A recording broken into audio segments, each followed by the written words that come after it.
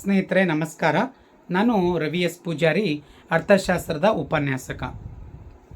ಸ್ನೇಹಿತರೆ, ಇವತ್ತು 6 ಅಂಕದ ಪ್ರಶ್ನೆಯನ್ನು ಅಧ್ಯಾಯ ಸಂಖ್ಯೆ 2ರಲ್ಲಿ ನಾವು ಚರ್ಚೆ ಮಾಡೋಣ. ಇಲ್ಲಿ ಏನಿದೆ ನೋಡಿ, ಎರಡನೇ ಚಾಪ್ಟರ್ನಲ್ಲಿ ಬರುವಂಥ ಒಂದು ಪ್ರಶ್ನೆ ಇದೆ. ಏನಂದರೆ, ಮಾರುಕಟ್ಟೆ ಬೇಡಿಕೆ ರೇಖಾಚಿತ್ರಗಳೊಂದಿಗೆ ವಿವರಿಸಿರಿ ಅನ್ನುವಂಥದ್ದು. ಹೌದಾ, ರೇಖಾಚಿತ್ರ ಮೂಲಕ ಅದನ್ನು ವಿವರಿಸಿರಿ ಅನ್ನುವಂಥ ಒಂದು ಪ್ರಶ್ನೆ ಇದು. ಸೊ ಇದು 6 ಅಂಕದ ಪ್ರಶ್ನೆ ಆಗಿರುವಂಥದ್ದು. ಸೊ ಹಾಗಾಗಿ ನಾವು ಈ ಪ್ರಶ್ನೆಯನ್ನು ನೋಡೋಣ. ಓಕೆ, ನಮ್ಮದು ಯೂಟ್ಯೂಬ್ ಚಾನಲ್ಸು ನಿಮ್ಗೆ ಗೊತ್ತಿದೆ, ಎಕನಾಮಿಕ್ಸ್ ರವಿ 1776 ಅಂತ. ಸೊ ವಿಡಿಯೋವನ್ನು ನೀವು ಸ್ಕಿಪ್ ಮಾಡದೆ ಪೂರ್ತಿಯಾಗಿ ನೋಡಿ, ಮತ್ತು ಎಲ್ಲರಿಗೂ ಕೂಡ ಫಾರ್ವರ್ಡ್ ಮಾಡಿ. ಮತ್ತು ಯಾರಾದರೂ ಫಸ್ಟ್ ಟೈಮ್ ನೀವು ನೋಡ್ತಾ ಇದ್ದೀರಂದರೆ ಸಬ್ಸ್ಕ್ರೈಬ್ ಆಗಿ ಪ್ಲೀಸ್. ಹೌದಾ, ಸೊ ನಾನು ಮಾಡ್ತಾ ಇರುವಂಥ ವಿಡಿಯೋಸು ನಿಮ್ಗೆ ಫಸ್ಟು ನಿಮಗೆ ತಲುಪುತ್ತೆ, ಅದಕ್ಕೋಸ್ಕರ. ಸೊ ಪ್ರಶ್ನೆ ಸಂಖ್ಯೆ ನೋಡಿ ವಿದ್ಯಾರ್ಥಿಗಳೇ, ಇಲ್ಲಿದೆ. ಮಾರುಕಟ್ಟೆ ಬೇಡಿಕೆಯನ್ನು ಓಕೆ, ಸೊ ರೇಖಾಚಿತ್ರಗಳೊಂದಿಗೆ ವಿವರಿಸಿರಿ ಅನ್ನುವಂಥ ಒಂದು ಪ್ರಶ್ನೆ ಇದೆ. ಪ್ರಶ್ನೆ ಸಂಖ್ಯೆ 5. ಆಲ್ರೆಡಿ ಮೇಲ್ಗಡೆ ಇರುವಂತಹ ಎಲ್ಲ ಒಂದು 4 ಪ್ರಶ್ನೆಗಳನ್ನು ನಿಮ್ಮೊಂದಿಗೆ ನಾನು ಚರ್ಚೆ ಮಾಡಿದ್ದೀನಿ. ಅಲ್ಲಿ ಇಂಪಾರ್ಟೆಂಟ್ ಆಗಿರುವಂಥ ಕ್ವಶನ್ಸ್ಗಳು ಆಲ್ರೆಡಿ 3 ಪ್ರಶ್ನೆಗಳಿದೆ. ಸೊ ಇಳಿಮುಖ ಸೀಮಾಂತ ತುಷ್ಟಿಗುಣ ನಿಯಮವನ್ನು ಒಂದು ಕೋಷ್ಟಕ ರೇಖಾಚಿತ್ರದ ಸಹಾಯದಿಂದ ವಿವರಿಸಿರಿ. ಮತ್ತು 2ನೇ ಪ್ರಶ್ನೆ, ಉದಾಸೀನ ವಕ್ರರೇಖೆಗಳ ಗುಣಲಕ್ಷಣಗಳನ್ನು ವಿವರಿಸಿರಿ. 3ನೇ ಪ್ರಶ್ನೆ ಬೇಕಾಗಿರುವಂಥದ್ದು ಯಾವುದು ಅಂತಂದರೆ ಅನುಭೋಗಿ ಆದರ್ಶ ಆಯ್ಕೆ ಅನ್ನುವಂಥದ್ದು. ಹೌದಾ, ರೇಖಾಚಿತ್ರದ ಸಹಾಯದಿಂದ ವಿವರಿಸಿರಿ. ಈ 3 ಪ್ರಶ್ನೆಗಳು ಭಾಳ ಇಂಪಾರ್ಟೆಂಟ್ ಆಗಿರುವಂಥ ಪ್ರಶ್ನೆಗಳು. ಹೌದಾ, ಸೊ ಆ ನಂತರ 4ನೇ ಪ್ರಶ್ನೆ ಇಂಪಾರ್ಟೆಂಟ್ ಆಗಿರುವಂಥದ್ದು, ಇದು ಬೇಡಿಕೆ ರೇಖೆಗಳೊಂದಿಗೆ ಚಲನೆ ಮತ್ತು ಬೇಡಿಕೆ ರೇಖೆಯ ಪಲ್ಲಟಗಳನ್ನು ರೇಖಾಚಿತ್ರದೊಂದಿಗೆ ವಿವರಿಸಿರಿ ಅನ್ನುವಂಥದ್ದು. ಇದು ಮೊನ್ನೆ ತಾನೇ ನಿಮಗೆ ವಿಡಿಯೋನ ಅಪ್ಲೋಡ್ ಮಾಡಿದ್ದೀನಿ. ಇವತ್ತು ಕೊನೆಯ ಪ್ರಶ್ನೆ ಇದೆ ಈ ಚಾಪ್ಟರ್ನಲ್ಲಿ ಬರುವಂಥ 5ನೇ ಪ್ರಶ್ನೆ. ಸೊ ಮಾರುಕಟ್ಟೆ ಬೇಡಿಕೆಯನ್ನು ರೇಖಾಚಿತ್ರಗಳೊಂದಿಗೆ ಸಹಾಯದೊಂದಿಗೆ ವಿವರಿಸಿರಿ ಅನ್ನುವಂಥ ಒಂದು ಕಾನ್ಸೆಪ್ಟ್. ಸ್ನೇಹಿತರೆ, ನಾವು ಮೊದಲೇನು ಮಾಡೋಣ ಅಂತಂದರೆ, ಇಲ್ಲಿ ಮೊದಲನೇದಾಗಿ ನಿಮಗೆ ಒಂದು ಉದಾಹರಣೆಯನ್ನು ಕೊಡಬೇಕಾಗತ್ತೆ ನಾನು. ಸೊ ಒಂದಿಷ್ಟು ವಿಚಾರಗಳನ್ನು ನಿಮಗೆ ನಾನು ಹೇಳಲೇಬೇಕಾಗತ್ತೆ, ಕಾನ್ಸೆಪ್ಟನ್ನು. ಸೊ ಏನಪ್ಪ ಅಂತಂದರೆ, ಮೊದಲೇದಾಗಿ ಹೇಳಬೇಕಂತಂದರೆ ಇಲ್ಲಿ ನೋಡಿ, ಮೊದಲೇದಾಗಿ ನಾನು ಹೇಳಬೇಕು ಅಂದರೆ, ಸೊ ಇಲ್ಲಿ ಆಲ್ರೆಡಿ ನಿಮ್ಗೆ ಗೊತ್ತಿದೆ. ಸೊ A+B, ಹೌದಾ. ಸೊ ಟು ನಾವು AB ಅಂತ ಹೇಳಬೇಕಾಗತ್ತೆ. ಹೌದಾ, AB ಅಂತ. A ಇಂಟು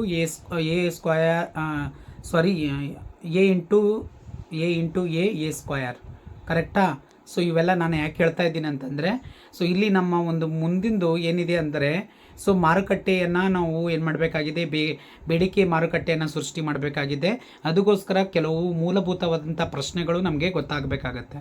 ಸೊ ಇದು ಮ್ಯಾಥ್ಸ್ ಸಂಬಂಧಪಟ್ಟಂತೆ ಇದೆ ಸರ್, ಇಲ್ಲಿ ಯಾಕೆ ಕೇಳ್ತಾ ಇದ್ದೀರಿ ಅಂತ ನೀವು ಅನ್ಬೋದು. ಸೊ ಇಲ್ಲಿ ಕೆಲವು ವಿಷಯಗಳನ್ನು ನಾವು ಪ್ರತಿಪಾದನೆ ಮಾಡಬೇಕು ಅಂತಂದರೆ, ನಾವು ಇವುಗಳ ಬಗ್ಗೆ ಒಂದಿಷ್ಟು ಕ್ಲಿಯರಿಟಿ ನಮ್ಗೆ ಇರಬೇಕಾಗತ್ತೆ ವಿದ್ಯಾರ್ಥಿಗಳೇ. ಅದಕ್ಕಾಗಿ ನಾನು ಹೇಳ್ತಾ ಇದ್ದೀನಿ, ಈ ಒಂದು ಚಾಪ್ಟರ್ನಲ್ಲಿ ಈ ಒಂದು ಕಾನ್ಸೆಪ್ಟ್ನಲ್ಲಿ ನಾವು ಏನನ್ನು ಊಹೆ ಮಾಡ್ಕೋಬೇಕಂತಂದರೆ, ಸೊ ಅರ್ಥ ಮಾಡ್ಕೊಳ್ಳಿ. ಏನಂದರೆ, ಒಬ್ಬ ಅನುಭೋಗಿ ಇದ್ದಾನೆ ಅಂತ ಅಂದ್ಕೊಳ್ಳೋಣ, ಕನ್ಸ್ಯೂಮರ್ A ಅಂತ ಅಂದ್ಕೊಳ್ಳೋಣ, ಅನುಭೋಗಿ ಒಬ್ಬ, ಮತ್ತು ಇನ್ನೊಬ್ಬ ಅನುಭೋಗಿ B ಅನ್ನುವಂಥದ್ದು ಅಂದ್ಕೊಳ್ಳೋಣ. ಸೊ ಹಾಗಾದರೆ ಟು ಏನಾಗುತ್ತೆ ಅಂತಂದರೆ, ನೀವು AB ಅಂತೇಳಿ ಕರಿತೀರಿ, ಹೌದೋ ಇಲ್ಲೋ? ಹೌದು. ಆದರೆ ಇಲ್ಲಿ ನಾವು ಏನು ಮಾಡಬೇಕಾಗತ್ತೆ ಅಂತಂದರೆ, ಸೊ A ಅನ್ನೋವಂಥ ಒಬ್ಬ ಅನುಭೋಗಿ ಇದ್ದಾನೆ, B ಅನ್ನೋವಂಥ ಒಬ್ಬ ಅನುಭೋಗಿ ಇದ್ದಾನೆ. ಅಂದರೆ ಅನುಭೋಗಿ ಒಬ್ಬನು ಮತ್ತು ಅನುಭೋಗಿ ಇನ್ನೊಬ್ಬ ಅಂತ. ಸೊ ಇವರಿಬ್ಬರು ಸೇರಿದಾಗ ಅವಾಗ ಏನಾಗುತ್ತೆ ಅಂತಂದರೆ, ನಾವು DM ಅಂತೇಳಿ ಕರಿಬೇಕಾಗತ್ತೆ. ಸೊ DM ಅಂತಂದರೆ ಏನು? ಸೊ ಡಿಮ್ಯಾಂಡ್ ಮಾರ್ಕೆಟಾ, ಹೌದಾ, ಮಾರ್ಕೆಟ್ ಡಿಮ್ಯಾಂಡ್ ಅಂತ ಕರಿಬೋದು.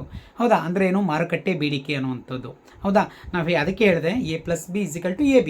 ಹೌದಾ, A ಸ್ಕ್ವಯರ್, X ಸ್ಕ್ವಯರ್, ಹೌದಾ, Y ಸ್ಕ್ವಯರ್ ಅಂತ ನಾವು ಹೇಳ್ತಿದ್ವಿ.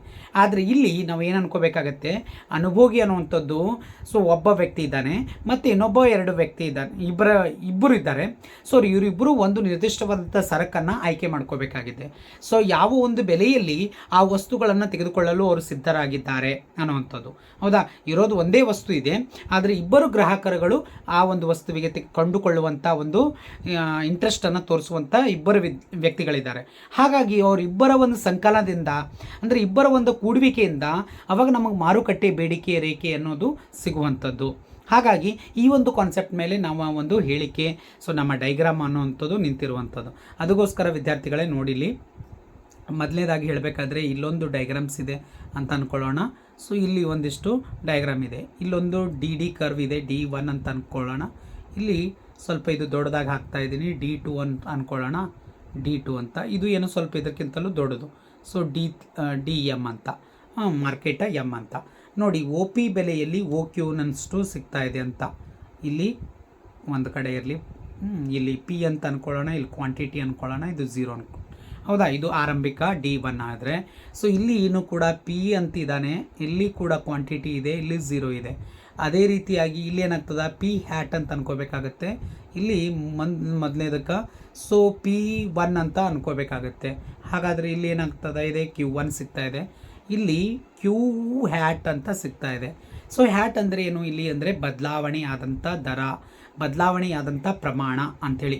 ಕ್ಯೂ ಅನ್ನುವಂಥದ್ದು ಏನಿದೆ ಕ್ವಾಂಟಿಟಿ, ಸೊ ಪಿ ಅನ್ನುವಂಥದ್ದು ಏನು ಹೇಳ್ತಾ ಇದೆ ಅಂತಂದರೆ ಸೊ ಬದಲಾವಣೆಯಾದಂಥ ಪ್ರಮಾಣ ಅಂಥೇಳಿ. ಹೌದಾ, ಈ ಥರ. ಸೊ ಅವಾಗೂ ಕೂಡ ಇಲ್ಲಿ ಏನಾಗುತ್ತಾ ಇದೆ ಅಂದರೆ ಇಲ್ಲಿ ಕೊನೆಯದಾಗಿ ನಾವು ಹೇಳಬೇಕಾದ್ರೆ ಇಲ್ಲಿ Q1 ಪ್ಲಸ್ ಕ್ಯೂ ಹ್ಯಾಟ್ ಅಂತ ಆಗುತ್ತೆ. ಇದು ಕ್ಲಿಯರ್ ಇಲ್ಲ, ಮುಂದೆ ಚಿತ್ರದಲ್ಲಿ ಕ್ಲಿಯರಾಗಿ ಹಾಕಿದ್ದಿದೆ, ಅದನ್ನು ನಾವು ನೋಡಿ ಅರ್ಥ ಮಾಡ್ಕೊಳ್ಳೋಣ ವಿದ್ಯಾರ್ಥಿಗಳೇ. ಸೊ ನಾವು ಇವಾಗ ಏನು ಮಾಡೋಣ, ಕಂಟೆಂಟಿಗೆ ಬರೋಣ ವಿದ್ಯಾರ್ಥಿಗಳೇ. ಹೌದಾ, ಸೊ ಕಂಟೆಂಟ್ ತುಂಬ ಇಂಪಾರ್ಟೆಂಟ್ ಆಗಿರುವಂಥದ್ದು ಕಂಟೆಂಟ್ ಇದೆ. ಸೊ ಇಲ್ಲಿಂದ ನಿಮಗೆ ತೊಗೊಳ್ತಾ ಇದ್ದೀನಿ, 1 ಸೆಕೆಂಡ್. ಹೌದಾ, ಪ್ರಶ್ನೆನೂ ಕೂಡ ನಿಮಗೆ ಒಂದಿಷ್ಟು ಇಲ್ಲಿ ತೊಗೊಳ್ಬೇಕಾಗತ್ತೆ, ಅದನ್ನು ಹೇಳ್ತಾ ಇದ್ದೀನಿ. ಇಲ್ಲಿ ನೋಡಿ ವಿದ್ಯಾರ್ಥಿಗಳೇ,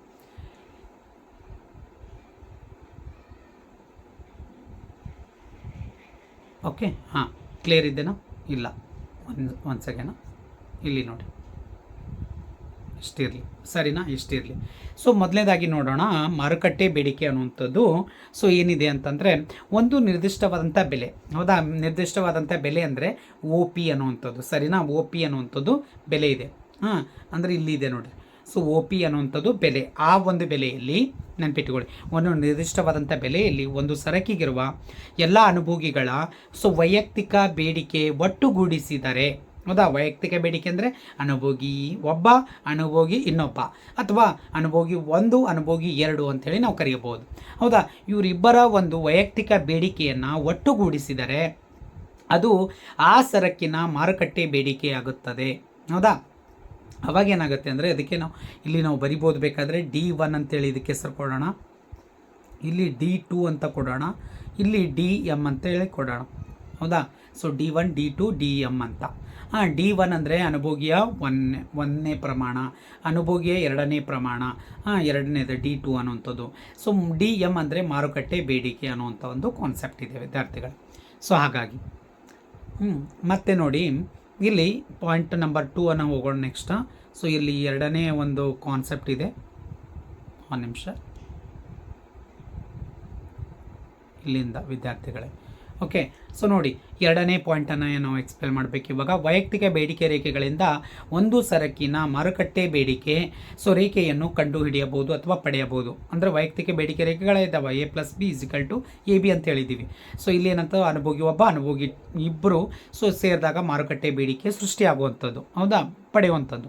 ಸೊ ಮಾರುಕಟ್ಟೆಯಲ್ಲಿ ಒಂದು ಸರಕಿಗೆ ಕೇವಲ 2 ಅನುಭೋಗಿಗಳಿದ್ದಾಗ ಸೊ ಅಲ್ಲಿ P' ಅಂತ ಆಗುತ್ತೆ. P' ಅಂದರೆ ಕೆಳಗಡೆ ಇರುವಂಥ, ಸೊ P ಇಂದ ಮೇಲ್ಗಡೆ ಹೋಗಿದೆ P' ಅಂತ.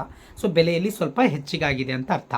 ಹೌದಾ, ಬೆಲೆಯಲ್ಲಿ ಮೊದಲನೇ ಅನುಭೋಗಿಯ ಬೇಡಿಕೆಯು Q'1 ಅಂತ ಕರಿತಾ ಇದ್ದೀವಿ. Q' ಅಂದರೆ ಕೆಳಗಡೆ ಇದೆ ನೋಡಿ ವಿದ್ಯಾರ್ಥಿಗಳೇ, ಇಲ್ಲಿದೆ Q' ಅಂತ. ಓಕೆ, ಸೊ Q' ಕ್ಲಿಯರ್ ಆಗ್ತಾ ಇದೆನಾ? ರಫ್ ಮಾಡ್ತಾ ಇದ್ದೀನಿ ನೋಡಿ. ಸೊ ನೆಕ್ಸ್ಟ್ ಮತ್ತು 2ನೇ ಅನುಭೋಗಿಯು ಬೇಡಿಕೆಯು Q ಲೈಕ್ ಏನಿದೆ Q'2 ಅಂತಿದೆ. ಸೊ Q'2 ಅಂತಂದರೆ ಇಲ್ಲಿ ಸೊ ನೆಕ್ಸ್ಟ್ 2ನೇ ಒಂದು ಪಾಯಿಂಟು ಅಥವಾ 2ನೇ ಅನುಭೋಗಿಯ ಒಂದು ಪ್ರಮಾಣ ಅಂತೇಳಿ ಕರಿತಾ ಇದ್ದೀವಿ. ಇಲ್ಲಿದೆ ನೋಡಿ, ಹೌದಾ, ಆ ಒಂದು ಪ್ರಮಾಣ.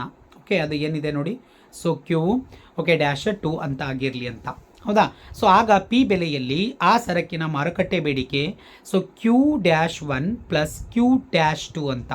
ಅಂದರೆ Q' ಅಂತಂದರೆ ಏನು? ಸೊ Q'1 ಅಂದರೆ ಮೊದಲನೇ ಅನುಭೋಗಿಯ ಪ್ರಮಾಣ, ಮತ್ತು Q'2 ಅಂತಂದರೆ 2ನೇ ಅನುಭೋಗಿಯ ಪ್ರಮಾಣ. ಇವರಿಬ್ಬರ ಒಂದು ಸಂಕಲನದಿಂದ ಏನು ಸಿಗ್ತಾ ಇದೆ? Q'1 ಪ್ಲಸ್ Q'2 ಅನ್ನುವಂಥದ್ದು ಪ್ರಮಾಣ ಸಿಗ್ತಾ ಇದೆ. ಹೌದಾ, ಅದು ಯಾವುದು ಅಂದರೆ ಇಲ್ಲಿದೆ ನೋಡಿ, ಇಲ್ಲಿಂದ ಇಲ್ಲಿ ತನಕ ಈ ಪ್ರಮಾಣ ಸಿಗ್ತಾ ಇದೆ. ಅದನ್ನೇ Q' ಪ್ಲಸ್ Q'2 ಅಂತ ಹೇಳಿ ನಾವು ಅದನ್ನು ಕರಿಬೇಕಾಗತ್ತೆ ವಿದ್ಯಾರ್ಥಿಗಳೇ. ಹೌದಾ, Q'1 ಪ್ಲಸ್ Q'2 ಅಂತ. Okay, clear. ಸೊ ಆಗುತ್ತೆ. ಸೊ ಇದೇ ರೀತಿ P ಹ್ಯಾಟ್ ಅಂದರೆ ಬದಲಾವಣೆಯಾದಂಥ ದರ ಅಥವಾ ಬದಲಾವಣೆಯಾದಂಥ ಬೆಲೆ. ಹೌದಾ, ಬದಲಾವಣೆ ಆದಂಥ ಬೆಲೆ.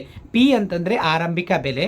ಸೊ ಪಿ ಹ್ಯಾಟ್ ಅಂತಂದರೆ ಸೊ ಮೊದಲನೇ ಬೆಲೆಗೂ ಮತ್ತು ಈಗಿರುವಂಥ ಬೆಲೆ, ಈಗಿರುವಂಥದ್ದು ಅಂದರೆ ಸ್ವಲ್ಪ ಹೆಚ್ಚಾಗಿರುವಂಥ ಬೆಲೆ ಪಿ ಹ್ಯಾಟ್ ಅಂತ. ಆ ಬೆಲೆಯಲ್ಲಿ ಮೊದಲನೇ ಅನುಭೋಗಿಯ ಬೇಡಿಕೆಯು ಕ್ಯೂ ಹ್ಯಾಟ್ 1 ಅಂತೇಳಿ ನಾವು ಅದನ್ನು ಕರಿಬೇಕಾಗತ್ತೆ. ಸೊ ಕ್ಯೂ ಹ್ಯಾಟ್ ಅಂತಂದರೆ ಇಲ್ಲಿದೆ ನೋಡಿ. ಸೊ ಮೊದಲೇ ಪ್ರಮಾಣ, ಎರಡನೇ ಇದಕ್ಕೆ. ಸೊ ಇಲ್ಲಿ ಫಸ್ಟಿಗೆ ಬಂದಿದ್ದು Q dash 1, next Q hat 1 ಅನ್ನೋವಂಥದ್ದು, ಇದು ಎರಡನೇ. ಸೊ ಕ್ವಾಂಟಿಟಿಯಲ್ಲಿ ಬದಲಾವಣೆ. ಅದೇ ರೀತಿಯಾಗಿ ಮುಂದೆ ಸೊ ಎರಡನೇ ಅನುಭೋಗಿಯ ಬೇಡಿಕೆಯು ಕ್ಯೂ ಹ್ಯಾಟ್ 2 ಅಂತ. ಕ್ಯೂ ಹ್ಯಾಟ್ 2 ಅಂದರೆ ಇಲ್ಲಿ. ಸೊ ಈ ಪ್ರಮಾಣ ಇದೆ ನೋಡ್ರಿ, ಇಲ್ಲಿ ಕಾಣಿಸ್ತಾ ಇದೆ ಇದು. ಸರಿನಾ? ಸರಿ, ಓಕೆ. ಸೊ ನೆಕ್ಸ್ಟ್ ನೋಡಿ ವಿದ್ಯಾರ್ಥಿಗಳೇ, ಅದೇ ರೀತಿ ಸೊ ಓಕೆ. ಸೊ ಅನುಭೋಗಿ ಬೇಡಿಕೆಯು ಕ್ಯೂ ಹ್ಯಾಟ್ 2 ಆದರೆ ಪಿ ಹ್ಯಾಟ್ ಬೆಲೆಯಲ್ಲಿ ಸರಕೊಂದರ ಇರುವ ಮಾರುಕಟ್ಟೆ ಬೇಡಿಕೆಯು ಒಟ್ಟು ಮಾರುಕಟ್ಟೆ ಬೇಡಿಕೆ ಏನಾಗುತ್ತೆ ನೋಡಿ, Q hat 1 okay plus Q hat 2 ಅಂತ. ಅಂದರೆ ಸೊ ಕ್ಯೂ ಹ್ಯಾಟ್ 1 ಈ ಕ್ವಾಂಟಿಟಿ, ಸೊ ಇದೊಂದು ಮತ್ತು ಇದೊಂದು ಸೇರಿಸ್ಬೇಕಾಗತ್ತೆ, ಇವೆರಡು. ಅವೆರಡು ಸೇರಿಸಿದಾಗ ನಮ್ಗೆ ಏನಾಗುತ್ತೆ, ಅಲ್ಟಿಮೇಟಾಗಿ ಇದು ಸಿಗುತ್ತೆ. ಹೌದಾ? ಸೊ ಏನೇನು ಸೇರಿಸ್ಬೇಕು ನಾವು ಒಂದು ಸಲ ಹೇಳಿರ್ತೀವಿ ನೋಡ್ರಿ. ಓಕೆ ಕ್ಯೂ ಹ್ಯಾಟ್ ಅಂತ ಅಂದ್ಕೊಳ್ಳೋಣ. Okay Q hat 1 plus Q hat 2 ಅಂತ. ಸೊ ಈಸಿಕಲ್ ಟು ಏನಾಗುತ್ತೆ ಅಂತಂದರೆ ಈಸಿಕಲ್ ಟು ಅದೇ ನಮ್ಗೆ ಸಿಗಬೇಕಾಗತ್ತೆ. ಅದೊಂದು ಪ್ರಮಾಣ ಇದೊಂದು ಪ್ರಮಾಣ ಸಿಕ್ಕರೆ ಮುಂದೆ ನಮ್ಗೆ ಅದನ್ನೇ ಸಿಗಬೇಕಾಗತ್ತೆ ಅಲ್ಲ. ಅದಕ್ಕೆ ಅದಕ್ಕೋಸ್ಕರ Q hat 1 plus Q hat 2 ಅಂತೇಳಿ ನಾವು ಅದನ್ನು ಕರಿತೀವಿ ವಿದ್ಯಾರ್ಥಿಗಳೇ. ಓಕೆ, ಹಾಂ. ಸೊ ಅದೇ ರೀತಿಯಾದಂಥ ಕಾನ್ಸೆಪ್ಟ್ನಲ್ಲಿ ಡಯಾಗ್ರಾಮ್ಸ್ ಇರೋದು. ಇಲ್ಲಿ ನೀವು ಸ್ವಲ್ಪ ಏನು ಮಾಡಬೇಕಾಗತ್ತೆ ಅಂದರೆ ಇವೆಲ್ಲ ಬರಿಬೇಕಾಗತ್ತೆ ವಿದ್ಯಾರ್ಥಿಗಳೇ. OY ಅಂತೇಳಿ ಇಲ್ಲಿ ಎಕ್ಸ್ಗಳಂತ ಬರಿಬೇಕು, ಎಲ್ಲ ಕಡೆ ಎಕ್ಸ್ ಅಂತ ಬರ್ಕೊಳ್ಳಿ. ಸೊ ಇಲ್ಲಿ ಸೇಮ್ Y ಅಂತೇಳಿ, ನೆಕ್ಸ್ಟ್ ಇಲ್ಲೊಂದು ಎಕ್ಸ್ ಅಂತ ಬರ್ಕೋಬೇಕಾಗತ್ತೆ. ಸೊ ಯಾಕಂತ ಹೇಳ್ತಾ ಇದ್ದೀನಿ ಅಂದರೆ ಇವುಗಳು ಒಂದು ವೇಳೆ ನೀವು ಬರೆದಿಲ್ಲ ಅಂತಂದರೆ ಒಂದೊಂದು ಮಾರ್ಕ್ಸ್ ಕಟ್ ಆಗುವಂಥ ಸಾಧ್ಯತೆ ಇರುತ್ತೆ. ಅದಕ್ಕೋಸ್ಕರ ಹೇಳ್ತಾ ಇದ್ದೀನಿ. ಫಸ್ಟಿಂದು D1 ಅಂತ ಹೆಸರು ಕೊಡಿ, ನೆಕ್ಸ್ಟ್ D2 ಅಂತ ಕೊಡಿ, ನೆಕ್ಸ್ಟ್ ಏನಾಗ್ತದೆ DM ಅಂತ ಹೆಸರು ಕೊಡಿ. ಇದೇ ಥರ ಪ್ರಶ್ನೆ ಮುಂದೆ ಸಪ್ಲೈ ಅಂದರೆ ಚಾಪ್ಟರ್ ನಂಬರ್ 5ರಲ್ಲಿ ಇದೆ. ಅದು ಭಾಳ ಇಂಪಾರ್ಟೆಂಟ್, ಭಾಳ ಸಲ ಕ್ವಶನ್ ಕೇಳಿದ್ದಾನೆ. ಇಲ್ಲಿ ಮಾರುಕಟ್ಟೆ ಬೇಡಿಕೆ ಅಂತದಲ್ಲ, ಅಲ್ಲಿ ಮಾರುಕಟ್ಟೆ ಪೂರೈಕೆ ಅಂತಿದೆ. ಸೊ ಇದೇ ಥರ ಕಾನ್ಸೆಪ್ಟ್ ಇದೆ, ಅಲ್ಲಿ ಸಪ್ಲೈಯರ್ ಇರ್ತಾನೆ. ಅದು ಭಾಳಷ್ಟು ಸಲ ಏನು ಮಾಡ್ತಾ ಇದ್ದಾನೆ ಅಂದರೆ ಎಕ್ಸಾಮಿಗೆ ಕೇಳ್ತಾ ಇದ್ದಾನೆ. ಸೇಮ್ ಇದೇ ಕಾನ್ಸೆಪ್ಟ್ ಇಲ್ಲಿ ನಾವು ಕನ್ಸ್ಯೂಮರ್ ಬಗ್ಗೆ, ಗ್ರಾಹಕರ ಬಗ್ಗೆ, ಅನುಭೋಗಿ ಬಗ್ಗೆ ಇಲ್ಲಿ ಹೇಳ್ತಾ ಇದ್ದೀವಿ. ಅಲ್ಲಿ ಏನು ಹೇಳ್ತಾ ಇದ್ದೀವಿ ಅಂದರೆ ಪೂರೈಕೆದಾರರ ಬಗ್ಗೆ, ಸಪ್ಲೈಯರ್ ಬಗ್ಗೆ ನಾವು ಹೇಳಬೇಕಾಗತ್ತೆ. ಸೊ ಅದಕ್ಕೆ ಡಯಾಗ್ರಾಮ್ಸ್ ಏನಾಗುತ್ತೆ, ಇದ್ರ ಅಪೋಸಿಟ್ ಆಗಿ ಬರುತ್ತೆ. ಹೌದಾ? ಸೊ ಇವಾಗೇನೋ ಎಡದಿಂದ ಬಲಕ್ಕೆ ಇಳಿಮುಖವಾಗಿದೆಯಲ್ಲ, ಅವಾಗ ಏನಾಗ್ತದೆ, ಸಪ್ಲೈ ಎಡದಿಂದ ಬಲಕ್ಕೆ ಏರುಮುಖವಾಗಿರುತ್ತೆ. ಹೌದಾ? ಇಲ್ಲಿ S1 ಅಂತ ಕರಿತಾ ಇದ್ದೀವಿ, ನೆಕ್ಸ್ಟ್ S2 ಅಂತ ಕರಿತಾ ಇದ್ದೀವಿ, ನೆಕ್ಸ್ಟ್ SM ಅಂತೇಳಿ ನಾವು ಅದನ್ನು ಕರಿಬೇಕಾಗತ್ತೆ ವಿದ್ಯಾರ್ಥಿಗಳೇ. ಸೊ ಇದು ಯಾವುದು ಚಾಪ್ಟರ್ ನಂಬರ್ 5ರಲ್ಲಿ ಬರುವಂಥದ್ದು. ಹೌದಾ? ಅಲ್ಲಿ ಬಂದಾಗ ನೋಡೋಣ. ಸೊ ಅದಕ್ಕೋಸ್ಕರ ಇದು ಚಾಪ್ಟರ್ ನಂಬರ್ 2ನಲ್ಲಿ ಇರುವಂಥ ಲಾಸ್ಟ್ ಪ್ರಶ್ನೆ. ಸೊ ಹಾಗಾಗಿ ನಿಮ್ಗೆ ಗೊತ್ತಿರಲಿ ಅಂಥೇಳಿ ನಾನು ಅದನ್ನು ಎಕ್ಸ್ಪ್ಲೇನ್ ಮಾಡ್ತಾ ಇದ್ದೀನಿ ವಿದ್ಯಾರ್ಥಿಗಳೇ. ಈಗ ಇಲ್ಲಿ ನೋಡೋಣ ವಿದ್ಯಾರ್ಥಿಗಳೇ, ಇಲ್ಲಿಂದ ಪಾಯಿಂಟ್ಸ್ ನಾವು ಕೆಳಗಡೆ ಬರಬೇಕಾಗತ್ತೆ. ಇದು ಕ್ಲಿಯರ್ ಆಗಿ ಕಾಣಿಸ್ತಾ ಇಲ್ಲ ನಿಮ್ಗೆ. ಓಕೆ, ಸೊ ಇಲ್ಲಿ ನೋಡಿ ಏನಿದೆ ಅಂತ. ಎರಡು ಸರಳವಾದಂಥ ಬೇಡಿಕೆ ರೇಖೆಗಳ ಸಮಾನಾಂತರ ಸಂಕಲನದಿಂದ ಏನಾಗುತ್ತೆ ಅಂತಂದರೆ, ಸೊ ಇಲ್ಲಿ ಒಂದು ಮಾರುಕಟ್ಟೆಯನ್ನು ಇಬ್ಬರು ಅನುಭೋಗಿಗಳು ಇದ್ದಾಗ, ಸೊ ಆ ಇಬ್ಬರು ಅನುಭೋಗಿಗಳು ಬೇಡಿಕೆಯ ರೇಖೆಯ ಸಮೀಕರಣವನ್ನು ಈ ಕೆಳಗಂತೆ ಇದೆ. ಸೊ ಇಲ್ಲಿ ಏನಾಗುತ್ತೆ, D1 ಅಂದರೆ ಡಿಮ್ಯಾಂಡ್ 1 ಅಂತ. ಹೌದಾ? P = 10 ಮೈನಸ್ P ಅಂತೇಳಿ, ಅಂದರೆ 10 ಮೈನಸ್ P ಅಂತಿದೆ. D2 ಅಂದರೆ ಅನುಭೋಗಿ 2 ಪ್ರಮಾಣ, ಬೇಡಿಕೆ 2ನೇ ಪ್ರಮಾಣದಲ್ಲಿ, ಸೊ 15 ಮೈನಸ್ P ಅಂತಿದೆ. ಇಲ್ಲಿ ಕೊನೆಗೆ ನಾವು ಲಾಸ್ಟ್ ತೊಗೊಂಡಾಗ ಸೊ ಮೈನಸ್ ಪಿ ಅಲ್ಲಿ ಏನಾಗ್ತದೆ, -2P ಅಂತ ಆಗುತ್ತೆ. ಹಾಗಾಗಿ -2P ಅಂತೇಳಿ ನಾವು ಅದನ್ನು ಬರಿತೀವಿ ವಿದ್ಯಾರ್ಥಿಗಳೇ. -2P ಅಂತ ಬರೆದಿದ್ದೀವಿ. Next 10 plus so 15, so 2 plus ಮಾಡಿದ್ರೆ ಅದು 25 ಆಗುತ್ತೆ. ಹಾಗಾಗಿ 25 - 2P ಆಗುತ್ತೆ. ಸೊ ಇಲ್ಲಿ D1 D2 = D3 ಅಂತ ಆಗ್ಬೋದು. ಸೊ ಇಲ್ಲಿ ಏನು ಮಾಡಿದ್ದೀವಿ ಅಂದರೆ D ಅಂದರೆ ಕಾಮನ್, ಹೌದಾ, ಡಿಮ್ಯಾಂಡ್ ಅಂತ ಅರ್ಥ. ಸೊ P ಬ್ರ್ಯಾಕೆಟಲ್ಲಿ ಇರೋದ್ರಿಂದ ಅದನ್ನು ಕಾನ್ಸ್ಟೆಂಟ್ ಆಗಿದೆ, ಪ್ರೈಸ್ ಕಾನ್ಸ್ಟೆಂಟ್ ಅಂತ ಆಗಿದೆ ಅಂತ. ಹಾಗಾಗಿ ಮುಂದೆ ಮಾರುಕಟ್ಟೆ ಬಿಂಬಕ ಅಥವಾ ಬೇಡಿಕೆ ಬಿಂಬಕ ಏನಾಗುತ್ತೆ ಅಂದರೆ D = A - BP ಅಂತ ಆಗುತ್ತೆ. ಏನಾಗುತ್ತೆ ಅಲ್ಟಿಮೇಟ್ ಆಗಿ ಹೇಳಬೇಕಾದ್ರೆ ನೋಡಿ ವಿದ್ಯಾರ್ಥಿಗಳೇ. ಓಕೆ, ಸೊ D = ಇದು ಆಲ್ರೆಡಿ ನಿಮ್ಗೆ ಎಲ್ಲಿ ಬಂದಿತ್ತು ಅಂದರೆ ಹೇಳಿ ನೋಡೋಣ, ಮ್ಯಾಚ್ ದಿ ಫಾಲೋವಿಂಗಲ್ಲಿ ಇತ್ತು. ಹೌದಾ? ಏನಿತ್ತು ನೋಡಿ, ಇಕ್ವೇಷನ್ಸು ನೆನ್ಪಿಟ್ಕೊಳ್ಳಿ. ಇಲ್ಲಿ ಸಾಕಾಗಲ್ಲ ಪ್ಲೇಸು, ಇಲ್ಲಿ ಬರೀತೀನಿ ನೋಡಿ ವಿದ್ಯಾರ್ಥಿಗಳೇ. ಹೌದಾ? ಏನಿತ್ತು ಗೊತ್ತಾ, DP ಅಂತಿತ್ತು, ಇನ್ನು ಬ್ರಾಕೆಟ್ ಒಳಗೆ D ಅಂದರೆ ಡಿಮ್ಯಾಂಡ್ ಫಾರ್ P ಅಂತ. ಸೊ ಅಲ್ಲಿ A, ನೆಕ್ಸ್ಟ್ ಇಲ್ಲಿ ಪ್ಲಸ್ BP, ಸಾರಿ ಪ್ಲಸ್ ಇರಲಿಲ್ಲಲ್ಲ, ಮೈನಸ್ ಇತ್ತು, ಮೈನಸ್. ಓಕೆ, ಇಲ್ಲಿ ಏನು ಮಾಡೋಣ, ಇಲ್ಲಿ ಮೈನಸ್ ಅಂತಿತ್ತು. ಹೌದಾ, ಈ ಥರ ಇತ್ತು. D in bracket P is equal to A minus B P ಅನ್ನುವಂಥದ್ದು ಇತ್ತು. ಅಂದರೆ ಎ ಬಿ ಏನಾಗಿದ್ದಾವ, ಇಲ್ಲಿ ಫ್ರ್ಯಾಕ್ಷನ್ಸ್ಗಳಿದ್ದಾವೆ. ಹೌದಾ, ಸೊ ಇವುಗಳು ಏನಾಗುತ್ತವ, ಸೊ ಅನುಭೋಗಿ ಒಬ್ಬ, ಅನುಭೋಗಿ ಇನ್ನೊಬ್ಬ ಅಂತ. ಎ ಅಂದರೆ ಅನುಭೋಗಿ ಒಬ್ಬ ಅಂತೇಳಿ ಅರ್ಥ ಕೊಡುತ್ತೆ, ಬಿ ಅಂತಂದರೆ ಇನ್ನೊಬ್ಬ ಅರ್ಥ ಅಂತ. ಸೊ ಇವರಿಬ್ಬರಗಳಿಗೆ ನಾವಿಲ್ಲಿ ಫ್ರ್ಯಾಕ್ಷನ್ಸ್ಗಳಂತ ನಾವು ಅಂದ್ಕೊಂಡಿದ್ದೀವಿ. ಪಿ ಅನ್ನುವಂಥದ್ದು ಇಲ್ಲಿ ಕಾನ್ಸ್ಟೆಂಟ್ ಇದೆ, ಸ್ವತಂತ್ರವಾಗಿದೆ, ಸ್ವತಂತ್ರ ಚಲಕ. ಎ ಮತ್ತು ಬಿ ನಲ್ಲಿ ಬದಲಾವಣೆಗಳಾಗುವಂಥ ಸಾಧ್ಯತೆಗಳಿದೆ. ಹಾಗಾಗಿ ಸೊ ಡಿ ಪಿ ಅಂತಂದರೆ ಬೇಡಿಕೆಯ ಪ್ರಮಾಣ ಅಂತೇಳಿ ನಾವು ಅದನ್ನು ಕರಿತಾ ಇದ್ದೀವಿ. ಹಾಗಾಗಿ ಸೊ ಇದು ನಮ್ಮ ಅಲ್ಟಿಮೇಟ್ ಫೈನಲ್ ಆಗಿ ಇದು ಮಾಡಿದಾಗ ಎಲ್ಲವುಗಳನ್ನು ಕೂಡಿಸಿದಾಗ ಈ ರೀತಿಯಾದಂಥ ಒಂದು ಸಂಯೋಜನೆ ನಮಗೆ ಸಿಗುತ್ತೆ ಅನ್ನುವಂಥದ್ದು. ಸೊ ಅದಕ್ಕೆ ನೋಡಿ ಇಲ್ಲಿ ಸೊ ಇನ್ನೊಂದು ಪ್ರಶ್ನೆ ನಿಮ್ಗೆ ಉದ್ಭವ ಆಗುವಂಥ ಸಾಧ್ಯತೆ ಇದೆ. ಫಿಲ್ ಇನ್ ದಿ ಬ್ಲ್ಯಾಂಕ್ಸ್ ಒಳಗೆ ಖಾಲಿ ಬಿಟ್ಟಿರುವ ಸ್ಥಳಗಳಲ್ಲಿ ಕೂಡ ಈ ಪ್ರಶ್ನೆ ಮುಂದೆ ಬರುವಂಥದ್ದು ಇದೆ. ನೋಡಿ, ಇಲ್ಲಿ ಎರಡು ವೈಯಕ್ತಿಕ ಬೇಡಿಕೆ ರೇಖೆಗಳನ್ನು ಒಗ್ಗೂಡಿಸುವ ವಿಧಾನವನ್ನು ಡ್ಯಾಡ್ಯಾಶ್ ಎನ್ನುತ್ತೇವೆ. ಸೊ ಒಗ್ಗೂಡಿಸುವ ಅಂತಂದ್ರೆ ಅರ್ಥ ಅದೇ ಕೊಡ್ತಾ ಇದೆ, ಅಲ್ಲಿ ಕೂಡಿಸುವ ಅಂತ ಆಗ್ತದೆ. ಹೌದಾ, ಅಡ್ಡ ಸಾಲು ಸಂಕಲನ ಅಂತ ಬರಿಬೋದು, ಇಲ್ಲಾಂದರೆ ಸಮಾನಾಂತರ ಸೊ ಸಂಕಲನ ಅಂತಲೂ ಬರಿಬೋದು. ಹೌದಾ, ಸೊ ಇದು ಭಾಳ ಸಲ ಏನು ಎಕ್ಸಾಮಿಗೆ ಬಂದಿಲ್ಲ, ಬಟ್ ಆದರೂ ಕೂಡ ಬಂದರೆ ನಾವು ಬರಿಬೇಕಾಗತ್ತೆ. ಹೌದಾ, ಭಾಳ ಜನ ಸೊ ಇದು ಇಂಪಾರ್ಟೆಂಟ್ ಇಲ್ಲ ಅಂತೇಳಿ ಸ್ಕಿಪ್ ಮಾಡ್ತಾರೆ, ಬಟ್ ಇದು ಸಿಲೆಬಸ್ಸಿಗಿದೆ. ದಯವಿಟ್ಟು ವಿದ್ಯಾರ್ಥಿಗಳೇ ಇದು ನಿಮ್ಗೆ ಗೊತ್ತಿರಬೇಕು. ಸೊ ಏನಿದೆ ಅಂದರೆ ಸಮಾನಾಂತರ ಅಡ್ಡ ಸಾಲು ಅನ್ನೋಂಥದ್ದು ಏನಿದೆಯಲ್ಲ, ಇದು ಭಾಳ ಇಂಪಾರ್ಟೆಂಟ್ ವಿದ್ಯಾರ್ಥಿಗಳೇ. ನೋಡಿ, ಇಲ್ಲಿ ಕಾಣಿಸ್ತಾ ಇಲ್ಲ, ಲಾಸ್ಟ್ ಇದೆ, ಇದು ಎಂಡಿಲ್ನಲ್ಲಿದೆ, ಅದು ನೋಡ್ಕೊಳ್ಳಿ. ಏನು ಕೇಳ್ತಾ ಇದ್ದಾನೆ ಅಂದರೆ ಪ್ರಶ್ನೆ ಹೇಗೆ ಇರುತ್ತೆ, ಎರಡು ವೈಯಕ್ತಿಕ ಬೇಡಿಕೆ ರೇಖೆಗಳನ್ನು ಒಗ್ಗೂಡಿಸುವ ವಿಧಾನಕ್ಕೆ ಡ್ಯಾಡ್ಯಾಶ್ ಎಂದು ಕರೆಯುತ್ತೇವೆ. ಅಂದ್ರೇನು, ಅಡ್ಡ ಸಾಲು ಸಂಕಲನ ಅಂತ ಬರೆದ್ರೆ ಸಾಕಾಗುತ್ತೆ, 1 ಮಾರ್ಕ್ಸ್. ನೋಡಿ ವಿದ್ಯಾರ್ಥಿಗಳೇ, ಅದಕ್ಕೋಸ್ಕರ ಹೇಳ್ತಾ ಇದ್ದೀನಿ.